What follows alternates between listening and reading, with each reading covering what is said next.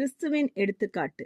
கிறிஸ்துவுக்குள் பிரியமானவர்களே, ஒரு பெண்மணி சொல்றாங்க, என் மகன் என்னிடம் இருந்து திருடினான், என்னிடம் பொய் சொன்னான், என்னை முழுக்க பயன்படுத்திக்கிட்டான், அவன் தன் பிள்ளைகளின் வாழ்க்கையும் கெடுத்துட்டான், இப்போ அவன் ஜெயில இருக்கான், நான் தான் அவன் குழந்தைகளை கவனிக்க வேண்டியதா இருக்கு. இப்படி எல்லா சூழ்நிலையிலும் உண்மையிலே நம்மால் மன்னிக்க முடியுமா என்று சகோதரி நான்சி கேட்கிறாங்க. அதற்கு அந்த பெண்மணி சொல்றாங்க, நான் தினமும் அவன் எடுத்த தவறான முடிவுகளின் விளைவோட தான் வாழ்ந்துட்டு இருக்கேன். இந்த நிலையில மன்னிப்பை பற்றி என்கிட்ட பேசவே வேண்டாம். சகோதரி நான்சி சொல்றாங்க, மற்றவர்கள் செய்த பாவம் நம்மை ரொம்ப ஆழமா பாதிச்சிருக்கும் போது மன்னிப்பு சாத்தியமே இல்லாத மாதிரி தான் தோணும். ஆனா நம்ம பாவம் இயேசுவை எவ்வளவு பாதிச்சதுன்னு நினைச்சு பாருங்க. வேதாகம் சொல்லுது, நம்முடைய மீறுதல் நிமித்தம் அவர் காயப்பட்டு, நம்முடைய அக்கிரமங்கள் நிமித்தம் அவர் நொறுக்கப்பட்டார்.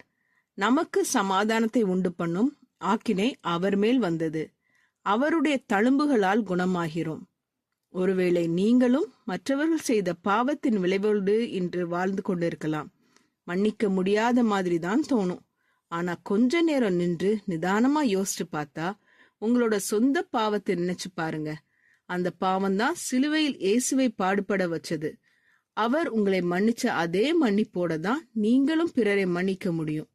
ஜெபம் செய்வோம். எங்கள் அன்பின் பரமபிதாவே, நீர் எங்களை மன்னித்த அந்த மன்னிப்பை எங்கள் இருதயங்களில் ஆழமாக உணரச் செய்யும். மற்றவர்கள் செய்த தவறுகளால் ஏற்பட்ட காயங்களுக்கிடையிலும் உமது கிருபையால் மன்னிக்க எங்களுக்கு நீர் கற்றுத்தாரும்.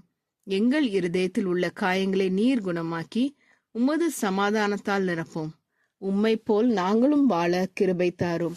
இயேசுவின் மூலம் ஜெபிக்கிறோம் பரமபிதாவே, ஆமீன். இந்த மெசேஜ் 28 ஜூன் 2024 நான்சி டிமாஸ் வால்கமோத் அவர்களின் இயேசுவை தேடி என்ற புரோகிராமிலிருந்து எடுக்கப்பட்டது. கர்த்தர் உங்களை ஆசீர்வதிப்பாராக.